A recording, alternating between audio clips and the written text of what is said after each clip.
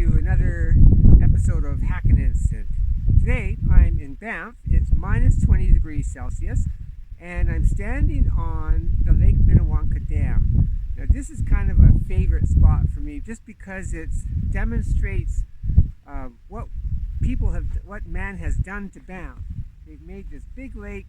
It's kind of beautiful, but it's kind of ugly, this dam. But what I'm really here to show you about is I'm going to do a little bit of show and tell with my Polaroid 110 camera that I converted to 4x5. I have it all in this backpack, the kit with the camera and everything. Let me get it out.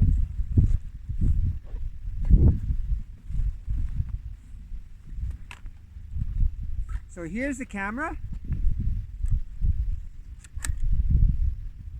And as you can see, I have to take my gloves off to open this thing. It's going to be cold. Whew. I have to work fast. Otherwise my fingers will freeze. This camera, as you can see, has a 4x5 back that is being 3D printed and installed onto the back. And I have a little bit of a ground glass here that I made out of a friend's, like a magnifying lens, and just a little bit of sandpaper, so I can actually compose my image, or I can compose it through the viewfinder. I love this camera because it does do 4x5. The lens is a 127mm Tomimon lens, which will cover 4x5. Alright, so I'm going to see about metering the scene here. Got my trusty meter.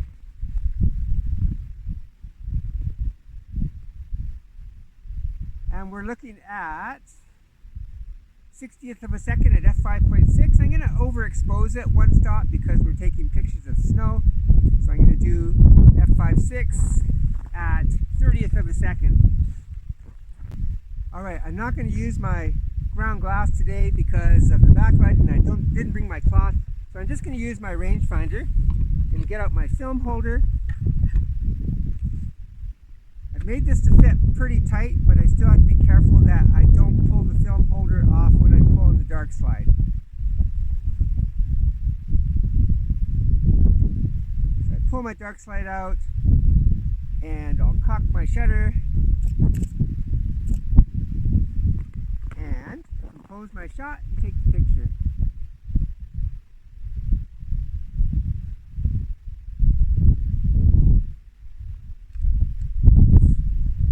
Hopefully I was steady enough, and then I put my dark slide back in and I'm ready for my next shot.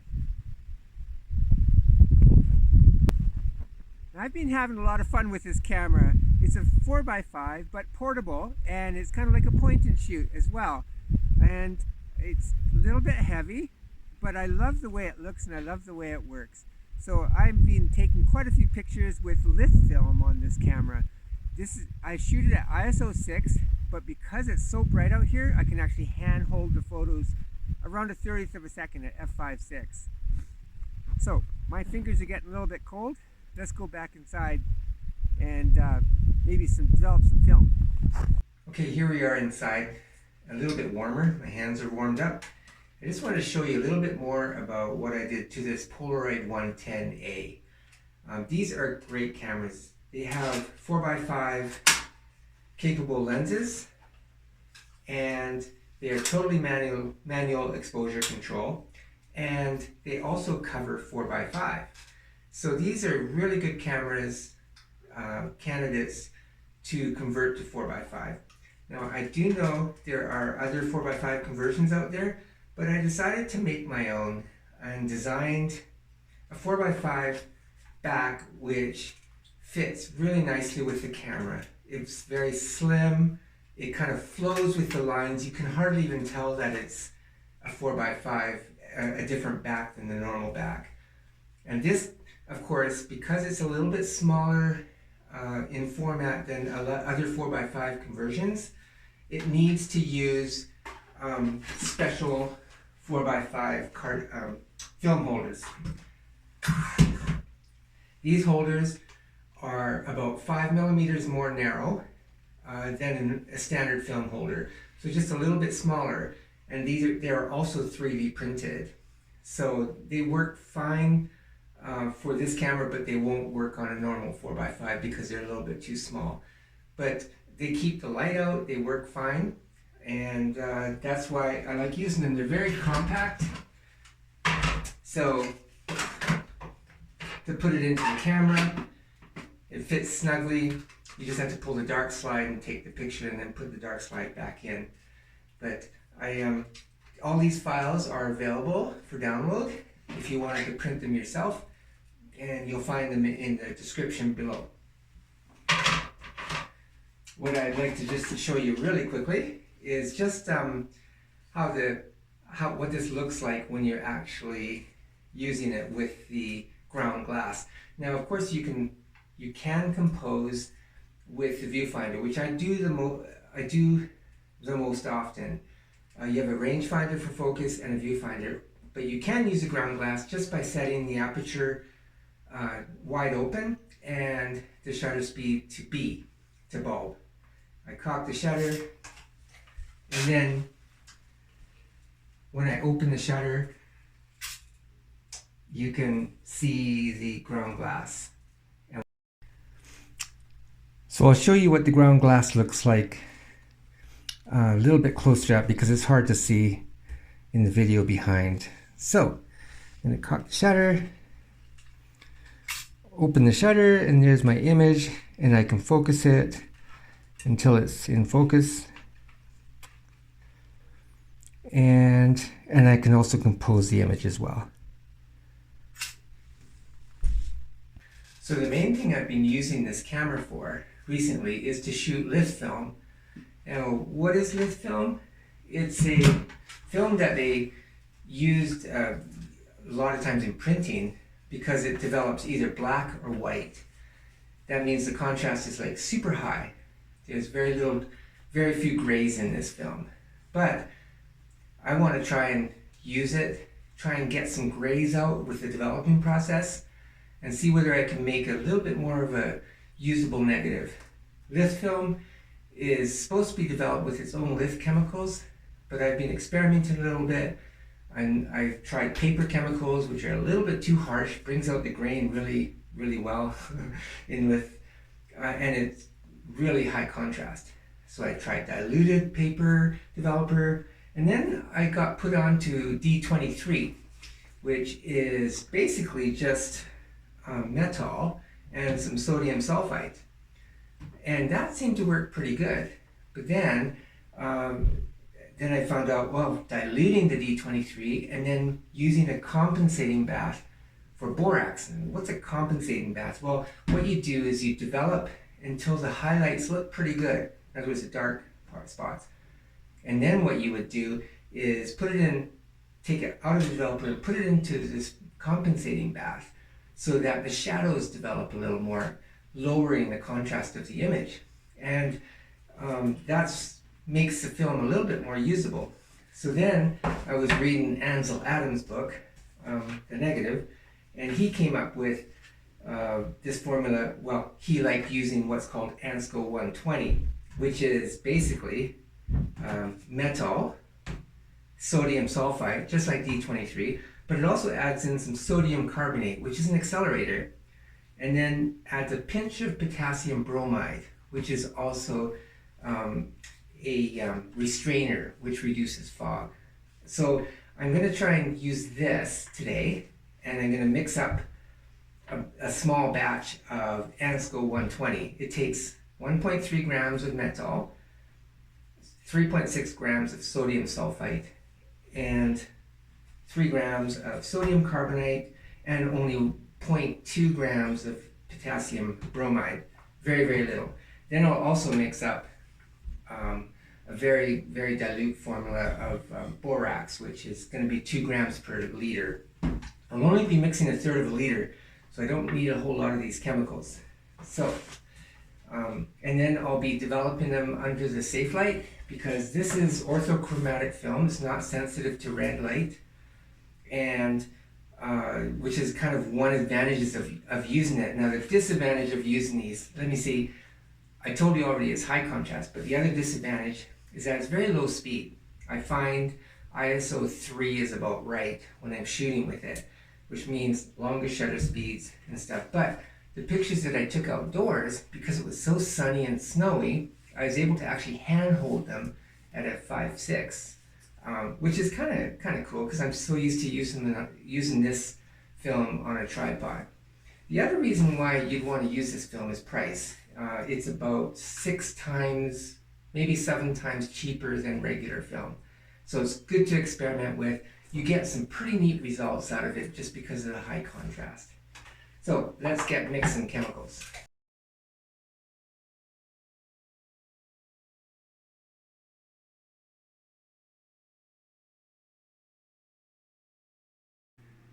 Okay, got all my chemicals set up. I have a pre-wash here, and then I've got my developer, my compensating borax, and then I've got a stop bath and fixer.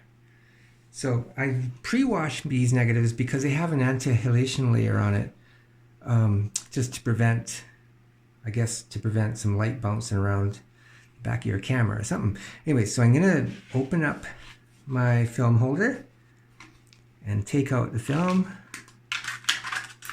Hopefully I don't. And there it is. I'm gonna just kind of wash the back off of it, and you'll see, well, maybe a little bit of dye come off of the negative. You can see it coming off right now.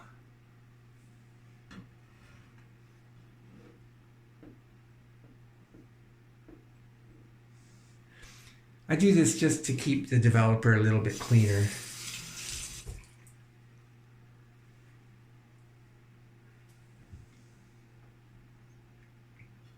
Okay. There we go. See, now front and back are pretty light. I'm just going to give it a little extra rinse. And we'll put it in the developer, see what happens. Now this is diluted Ansco 120. It's diluted 1:1. So hopefully it doesn't develop super fast.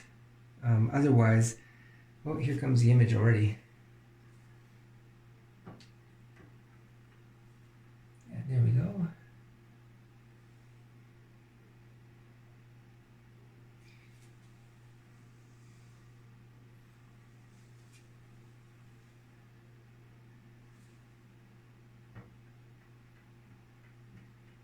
Generally, it has to be developed at least a minute, if not longer. Hopefully it takes a few minutes to develop, just to bring out some of the detail.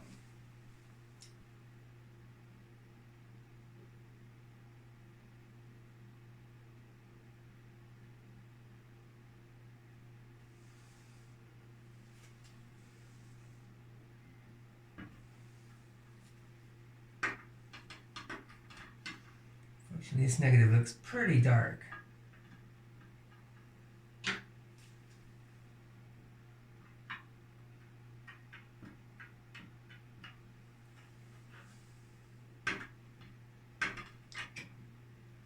I'm gonna rescue it a bit and then just kind of stick it in the compensating bath just for about 30 seconds. This one doesn't need a whole lot because the highlights are so dark.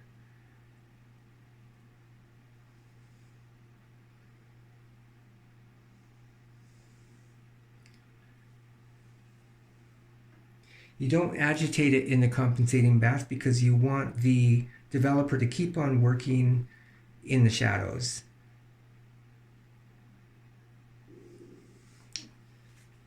All right, that's probably enough.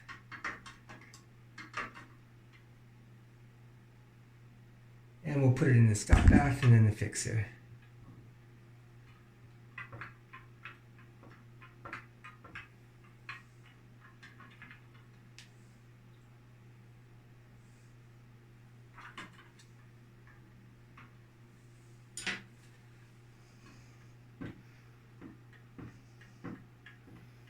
After being in the fixer for 30 seconds, then we can turn the lights back on and see what it looks like. It looks pretty dark, so I may have overexposed it. I did overexpose it because I was taking a picture of snow in the sun, so you should get a lot of highlights from the snow. All right, let's turn on the lights. Let's see what it looks like.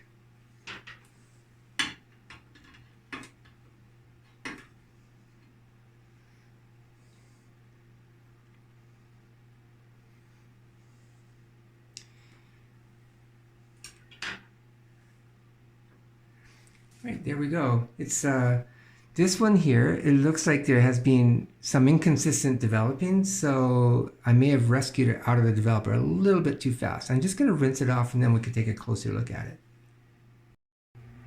All right, here's a little bit of a closer look at the negative. I think what I did do is I didn't leave it in the developer long enough. This is one of the tricks of developing by sight. In the safe light, under the red light, the dark red light, it's hard to see whether how dark it really is. And this isn't quite, the negative wasn't quite dark enough, although the highlights are not deep enough. And I think if I left it in the developer a little bit longer, it would have worked out a lot better than this. But let's try another one and see what that one looks like.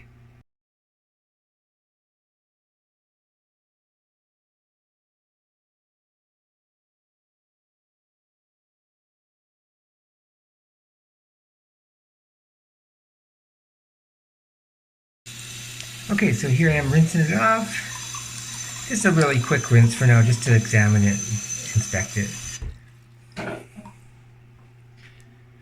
And there it is. That's the one of the boat launch facility that's out in the middle of the lake. And I like this negative a little bit. It's got fairly low contrast. You can see some of the mid-tones in there, and that's because of the developer that we used.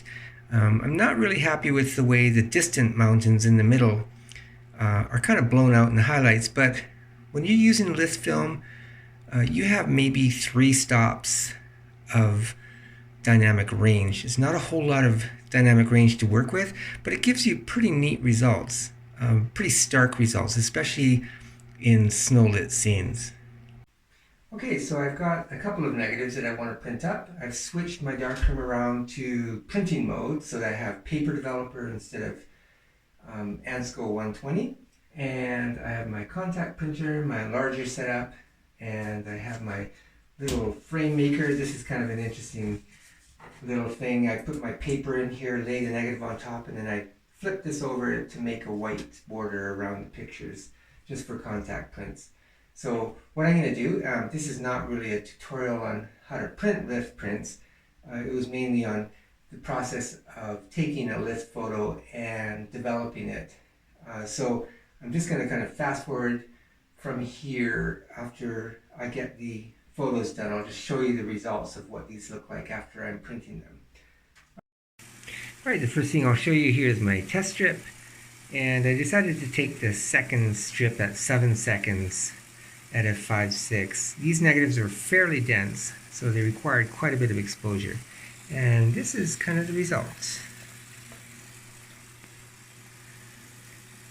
So you notice the streaking on the bottom, that's just a little bit of uneven development. But the overall effect of Lith film, this is typical of what you'll get. It's very high contrast, but it gives it kind of an ethereal effect, which is I kind of like. This is Lake Minnewanka in Banff. And the next photo is, it makes everything look very stark and very almost surreal. The tones have almost a quantum effect, like there's different levels of tone, but not a lot of grays in between the tones. And so that's what people shoot Lith for, I think. And it's kind of fun because it's inexpensive, and you can experiment with exposures and different development, etc. All right, so that's what we have for today. We've got we made some Lith negatives out of using Ansco 120, which is a low contrast developer, and it did get some of the mid-tones out of this film. If we developed this with Lith film, your negative would just be black and white with no midtones. But we were able to coax out a few midtones and make it look a little bit more like a real picture, but meanwhile retaining the effects of lithography or lithographed photographs. This one here, I just kind of perhaps didn't agitate it quite enough, which is why you got the streaking in the bottom, but it actually lends for a kind of a different effect. All of this is all about reusing Polaroid cameras and trying to make them work again. The Polaroid 110 was a great camera in its day, but because there's no film made for it, we have to find alternative sources. And so that's what I've been doing with the 4x5 back, with Lith film. I can also use regular film, I can use paper negatives, and there's a variety of different, I've also modified it for 120 film. So there's many things that you can do with a Polaroid if you're willing to hack it. Now, the 110 camera that I showed earlier, that one was actually a fairly non-destructive conversion. The roll retainers had to be removed, but that was about it. The back was removed and a new back was put on. And in that way, you're kind of preserving the camera if you wanted to go back to roll film, but there's really no reason to go back to roll film because there's no roll film available. Okay, that's all we have for today, and at Hack It Instant, and hopefully if you enjoyed this episode, you might think about looking forward to new ones. And but until next time,